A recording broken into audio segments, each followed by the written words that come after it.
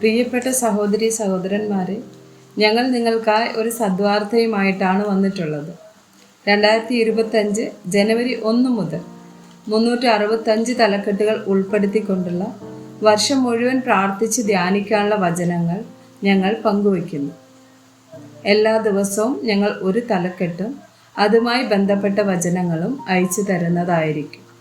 വചനങ്ങൾ കേട്ട് ധ്യാനിച്ച് അനുഗ്രഹം പ്രാപിക്കാൻ ഞാൻ നിങ്ങളെ പ്രോത്സാഹിപ്പിക്കുകയാണ്. ദയവായി സബ്സ്ക്രൈബ് ചെയ്യുകയും നിങ്ങളുടെ കൂട്ടുകാരുമായി പങ്കുവയ്ക്കുകയും ചെയ്യുക. നന്ദി.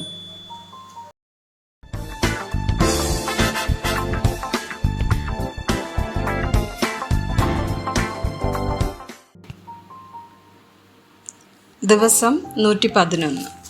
ഉത്സാഹം. സഭാപ്രസംഗി 9 വചനം 10. ചെയ്യുവാൻ നിനക്ക് സംഗതി വരുന്നതൊക്കെയും ശക്തിയോടെ ചെയ്യുക.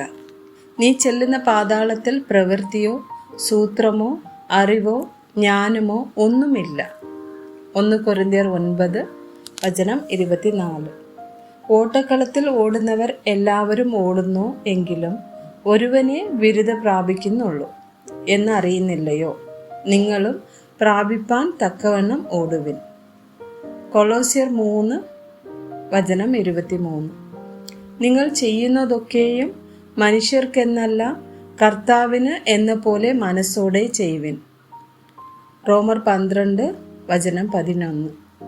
ഉത്സാഹത്തിൽ മടുപ്പില്ലാതെ ആത്മാവിൽ എരിവുള്ളവരായി കർത്താവിനെ സേവിപ്പിൻ. സദൃശവാക്യങ്ങൾ 16 വചനം 3. നിന്റെ പ്രവൃത്തികളെ യഹോവയ്ക്ക് സമർപ്പിക്കാം, എന്നാൽ നിന്റെ ഉദ്ദേശങ്ങൾ സാധിക്കും. 1 കൊരിന്ത്യർ 15 വചനം 58. ആകയാൽ എൻ്റെ പ്രിയ സഹോദരന്മാരെ, നിങ്ങൾ ഉറപ്പുള്ളവരും കുലുങ്ങാത്തവരും നിങ്ങളുടെ പ്രയത്നം കർത്താവിൽ വ്യർത്ഥമല്ല എന്നറിഞ്ഞിരിക്കയാൽ കർത്താവിൻ്റെ വേലയിൽ എപ്പോഴും വർദ്ധിച്ചു വരുന്നവരും ആകുവിൻ. 2 തിമോത്തി 1 വചനം 6. അതുകൊണ്ട് എൻ്റെ കൈവയ്പിനാൽ നിന്നിലുള്ള ദൈവത്തിൻ്റെ കൃപാവരം ജ്വലിപ്പിക്കണം എന്ന് നിന്നെ ഓർമ്മപ്പെടുത്തുന്നു. ഗലാത്യർ 6 വചനം 9. നന്മ ചെയ്യുകയിൽ നാം മടുത്തു പോകരുത്. തളർന്നു പോകാഞ്ഞാൽ തക്ക സമയത്ത് നാം കൊയ്യും. ആമേൻ.